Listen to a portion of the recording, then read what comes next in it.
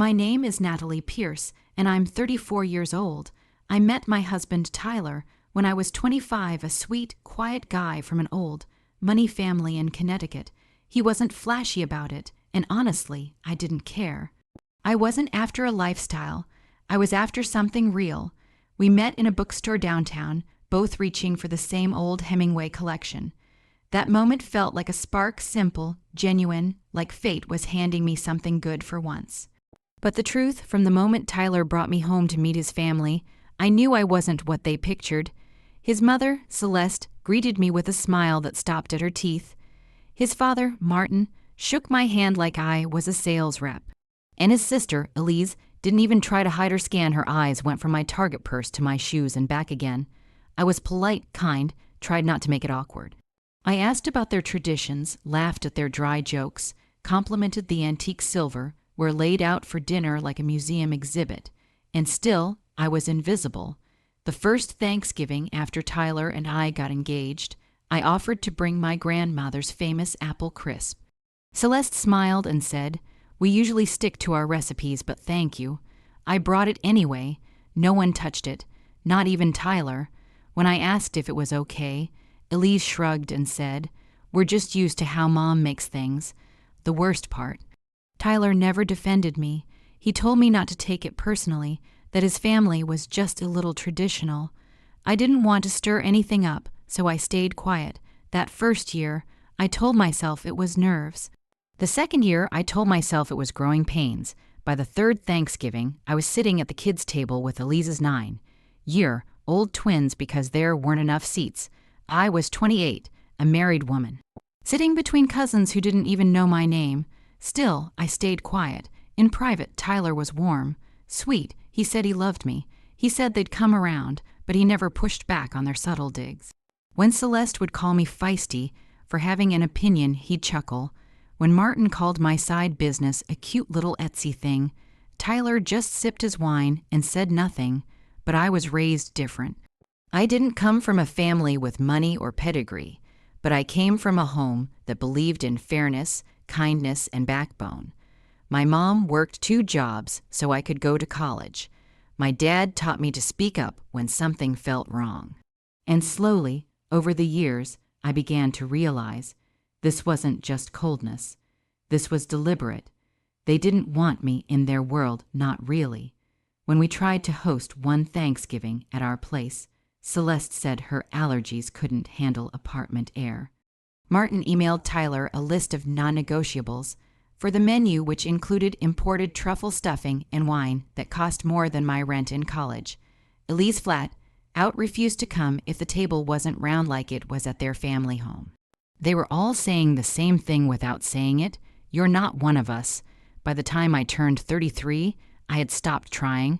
I still showed up for Tyler, but inside, I was done begging for a seat at a table where I was never wanted. I kept my voice soft, my smile fixed, and my heart quietly tucked away every time we stepped into their pristine colonial home with the monogrammed hand towels and the antique portraits of ancestors who looked like they judged me from their frames. But what really broke me wasn't the cold shoulders or the side eyes. It was the performative acceptance. At parties, they introduced me as Tyler's wife, never Natalie. When someone asked about my work, they'd say, "Oh, she stays busy with crafts and such." I wasn't a partner. I was a footnote, and worst of all, Tyler.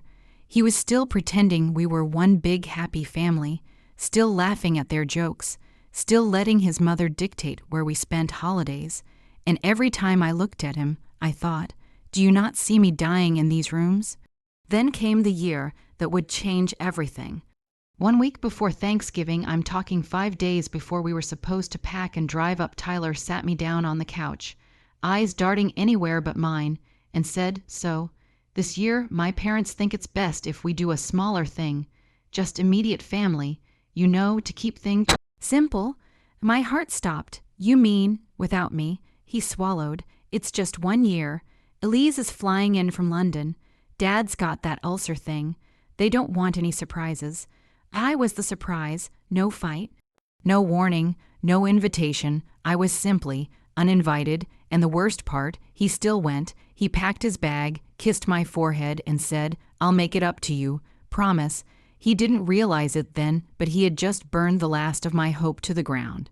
I sat in that quiet apartment for 4 days, pretending not to feel like trash someone forgot to take out. But something inside me clicked, something sharp, something cold, something focused. Because while they thought they'd shut me out, what they didn't know was that they had just locked the wrong woman out of the wrong house. And soon that house, it was going to be mine. Tyler left early that Wednesday morning, carrying his overnight bag and his mother's cranberry chutney like a dutiful little soldier. He didn't look me in the eye when he walked out the door, just mumbled something about traffic and be back by Sunday night. He paused in the hallway like he expected me to say something. I didn't. I simply nodded, stepped aside, and watched the door close between us. I didn't cry. I didn't scream. I just stood there for a while, listening to the silence in our one-bedroom apartment, the silence that used to feel like peace, but now felt like abandonment. The man I married had just chosen family comfort over marital respect. And I knew deep in my gut this wasn't temporary. This was how they were going to erase me, slowly, silently, starting with this one holiday, and then the next, until I disappeared from the photo albums entirely. That Thursday Thanksgiving Day, I didn't go online. I didn't scroll. I didn't text anyone back. I made myself a frozen pizza, poured a glass of wine, and watched reruns of The Golden Girls in my pajamas. My phone buzzed once around 2 p.m., a photo from Elise. It was a perfectly posed family picture in front of the old brick fireplace, everyone smiling, Tyler standing at the edge like he barely fit in the frame, like even he knew he didn't belong there without me. No caption, just the picture, a reminder, a message, "You're not part of this." By Friday, I was numb, until Saturday evening when my phone rang again. It was Megan, Elise's younger cousin, the only person in that family who ever treated me like a real human. She sounded drunk, maybe a little high. I could hear the party music behind her. "Hey, Nat," she slurred. "Why didn't you come to the barbecue today? You missed some serious gossip." I blinked. "What barbecue?" She laughed. "The post-Thanksgiving BBQ at the lake house. Everyone was there. They told me you weren't invited." My stomach dropped. Tyler hadn't mentioned any barbecue. Then she said it. "Celeste told Elise that you make things uncomfortable, that you always have something to prove because you know where you come from." I stayed silent. Megan didn't. "She literally said you only married into the family for money, said you were clingy, that your business is a vanity project for a bored housewife." My heart started pounding in my ears. Tyler didn't say anything. I asked quietly. Honestly, Megan sighed. He kinda just sat there, like he agreed. That was it. That was the crack that split everything. It wasn't just the uninvite. It wasn't just the silence. It was the fact that Tyler knew who they were, what they thought of me, and he still stood beside them. I ended that call and stared at the wall for a full hour. Then I got up, grabbed my laptop, and opened a spreadsheet I hadn't touched in over a year, the one titled Side Projects. A list of flipped properties I had quietly acquired, renovated, and sold through a holding company registered under my maiden name, Natalie Pierce. No one in Tyler's family knew about it, not even him. When I married into that world, I learned fast that people like Celeste respected wealth, not work. They didn't ask about my Etsy store, my freelance contracts, or the fact that I'd helped 3 small businesses scale through digital consulting. They only saw what they expected to see: a small town girl married into money, hanging on for dear life. What they didn't realize was that while they judged me for not having their kind of legacy, I had quietly built a fortune of my own. As I scrolled through my records, I smiled for the first time in days. My LLC had just received full payment for a duplex I flipped in New Jersey profit.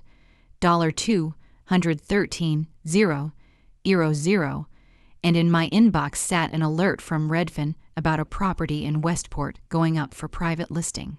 I clicked it and I laughed out loud. It was the house, the one Tyler grew up in, the same house I'd been snubbed in for years. Celeste and Martin had finally listed it after moving into a retirement condo in Martha's Vineyard. I remembered overhearing them talk about it during last year's Christmas dinner about downsizing, keeping it quiet, selling to the right kind of people. They had no idea the right person was already looking at it. The listing was just a preview.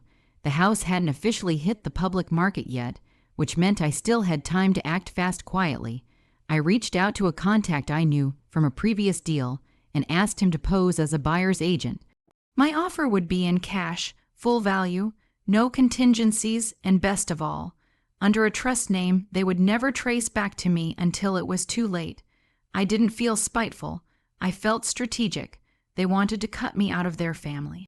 Fine, but now I had a chance to cut in, not with words, not with revenge, but with the deed to the very foundation of their legacy. They'd served me a cold Thanksgiving. Now I was about to serve them something they couldn't swallow. That night I didn't sleep. I lay in bed, staring at the ceiling, replaying the same thought over and over again. They locked me out like I was nothing, like I was temporary, and Tyler, the man I built my life with, didn't just let them, he agreed with them in silence. The next morning, I sat on the couch still wearing my pajamas from Thanksgiving. An untouched plate of pie sat on the counter. The house was painfully quiet, and then the phone rang. It was Megan, Elise's younger cousin. The only one who ever treated me like more than a placeholder. She sounded tipsy. Loud music in the background. Laughter. Someone shouted about marshmallows. "Hey, Nat." She slurred. "Why didn't you come to the BBQ today?" It was crazy. I blinked. "What BBQ?" she gasped. "You didn't know. It was like the whole family at the lake house. Post-Thanksgiving blowout. Tyler didn't tell you."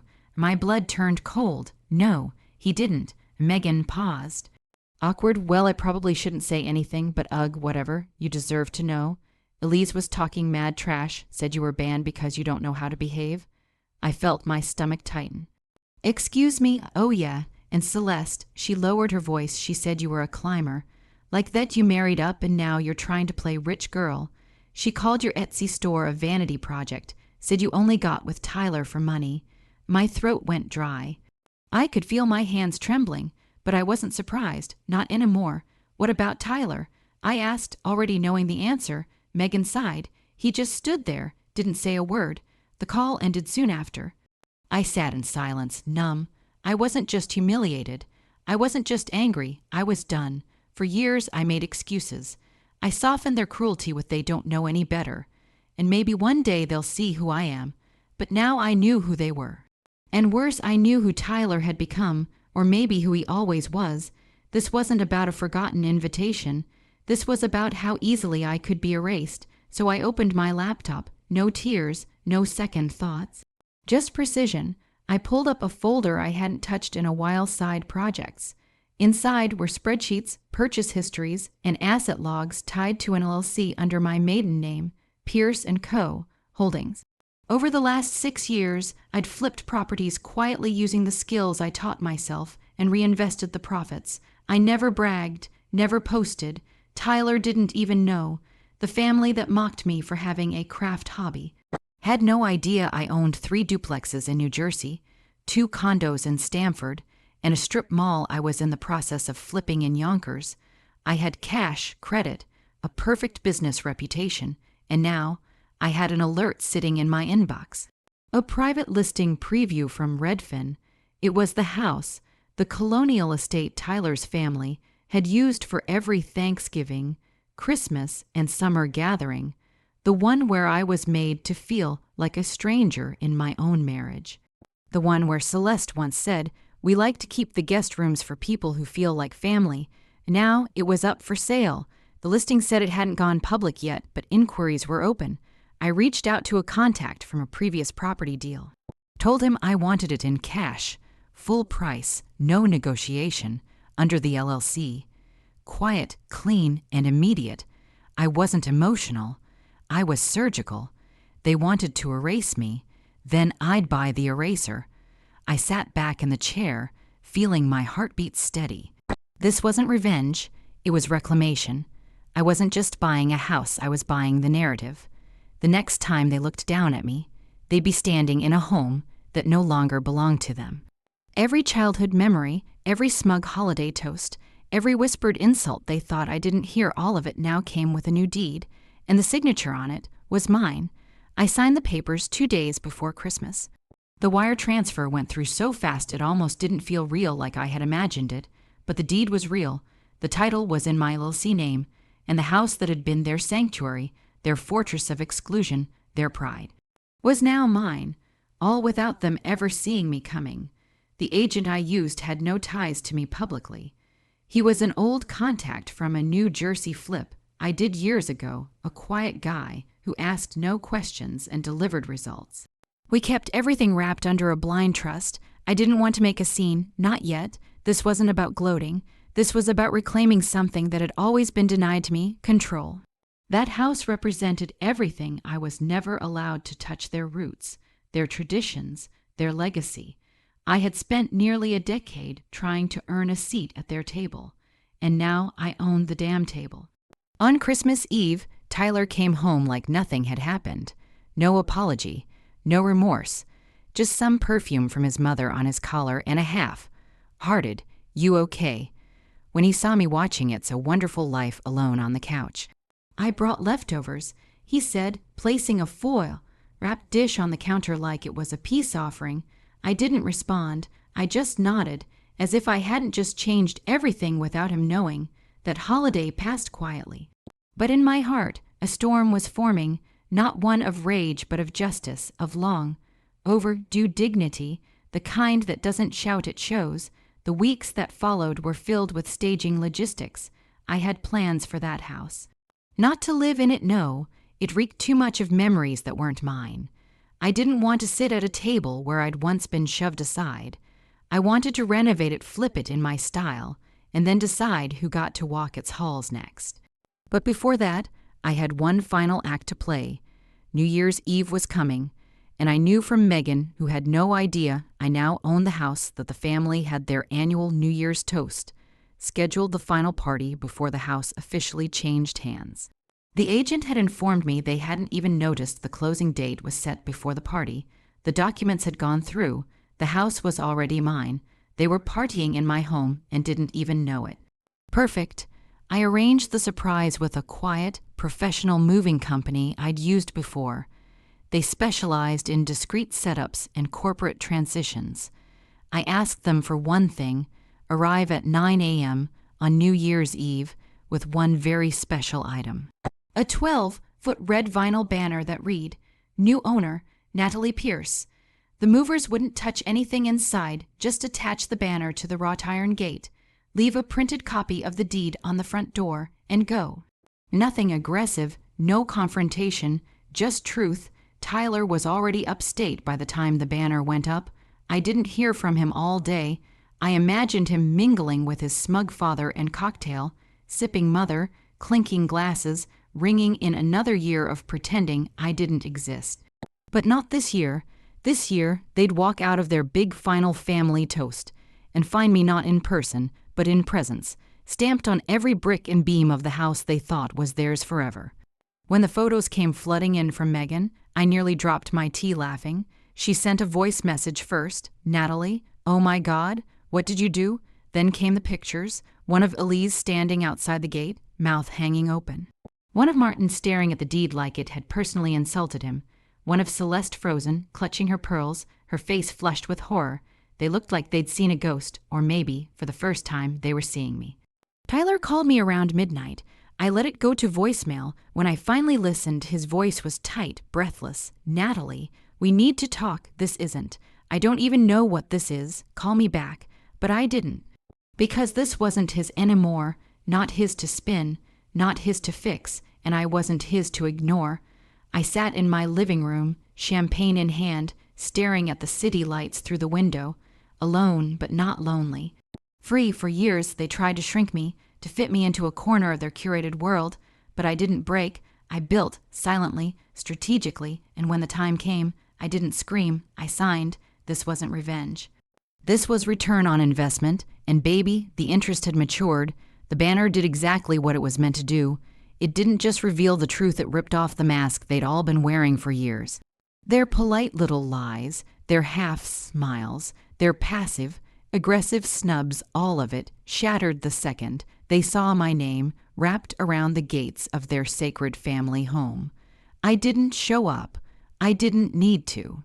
The silence from Tyler was louder than any argument could have been. After his voicemail on New Year's Eve, he didn't try again. Not that night, not the next morning.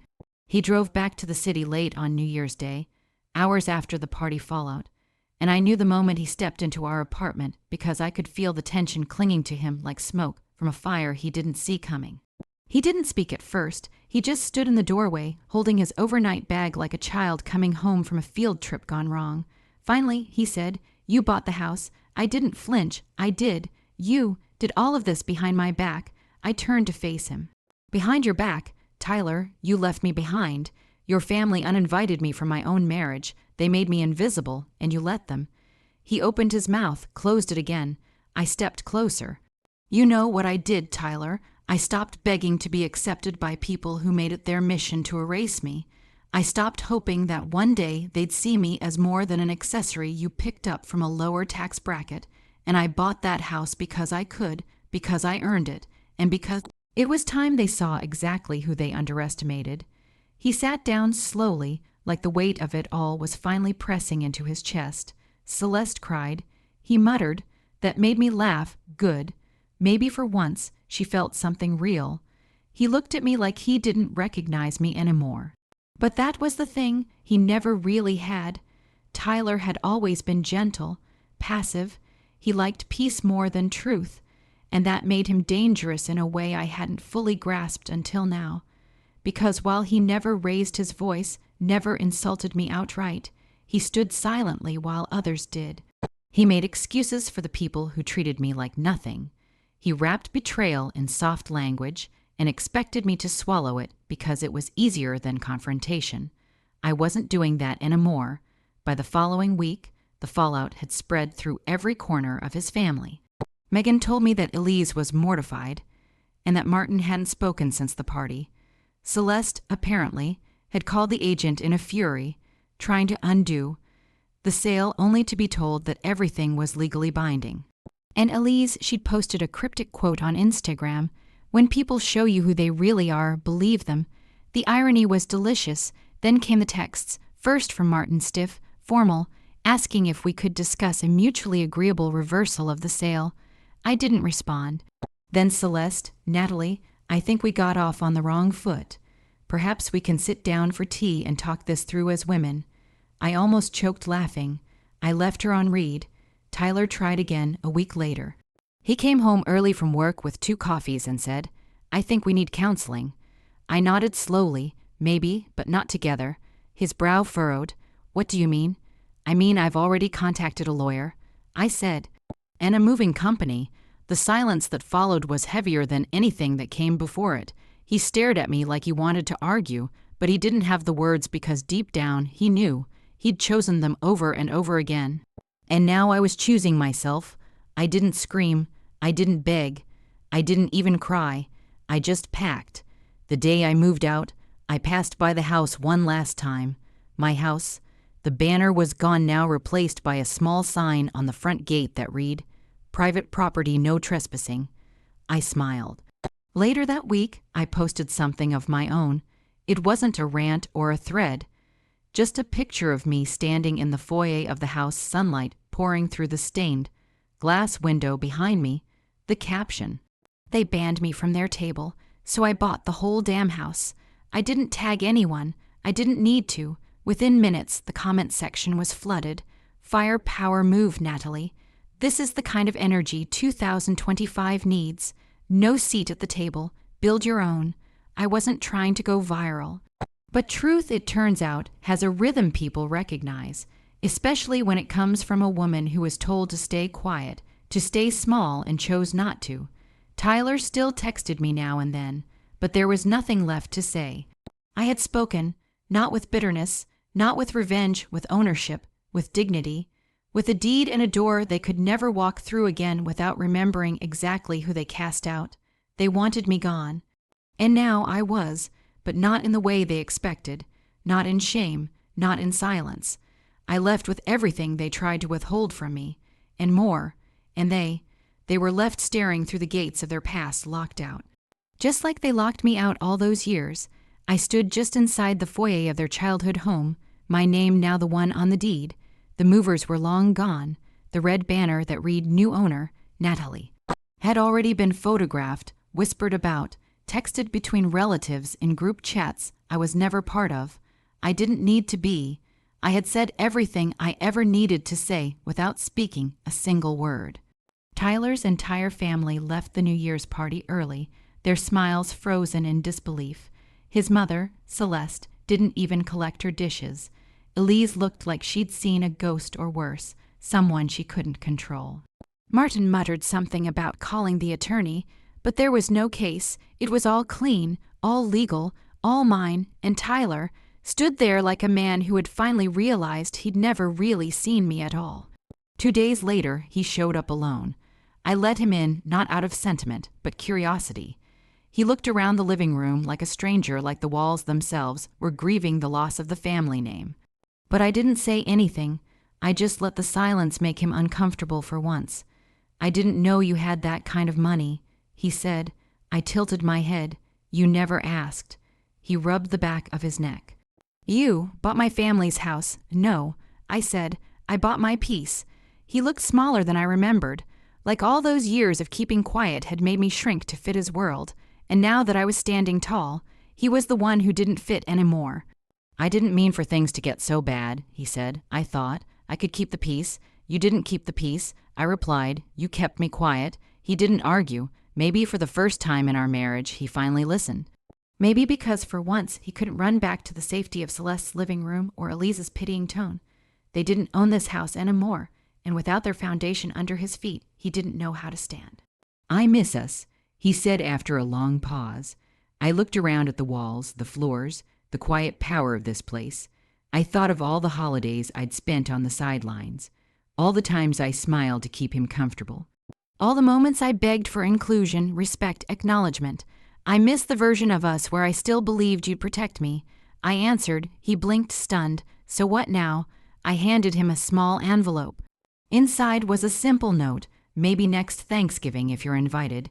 He read it. He didn't laugh. He didn't yell. He just nodded, folded it back up, and walked out. No drama, no tears, just a door closing that had been slowly creaking shut for years. When he was gone, I sat in what used to be Celeste's chair, the throne she held court from every holiday, and I felt the most dangerous thing a woman like me could ever feel, free, not rich, not vindicated. Not even angry anymore, just free. I didn't post anything online. I didn't gloat. I didn't even tell most people what happened. I let the silence speak for itself. I redecorated the house room by room, not to erase the family history, but to cleanse it. The same way you open windows after a long winter to let the stale air out. I kept one photo, Tyler and me on our wedding day. I tucked it in a drawer, not because I hated it, but because I finally understood something about that day about him. He loved me in the way you love something you don't expect to grow gently, carefully, but never boldly, and I had learned to outgrow everything that held me back. 1 year later, on Thanksgiving, I hosted dinner in that same house. Not for Tyler, not for his family, but for mine. My mother sat at the head of the table, finally treated like the queen she is. My best friend brought wine. My cousin made too much macaroni. The table wasn't round, and nothing matched. We didn't have antique silver or imported wine, but we had warmth, laughter, peace, and this time, when I brought out my grandmother's apple crisp, every single plate came back empty.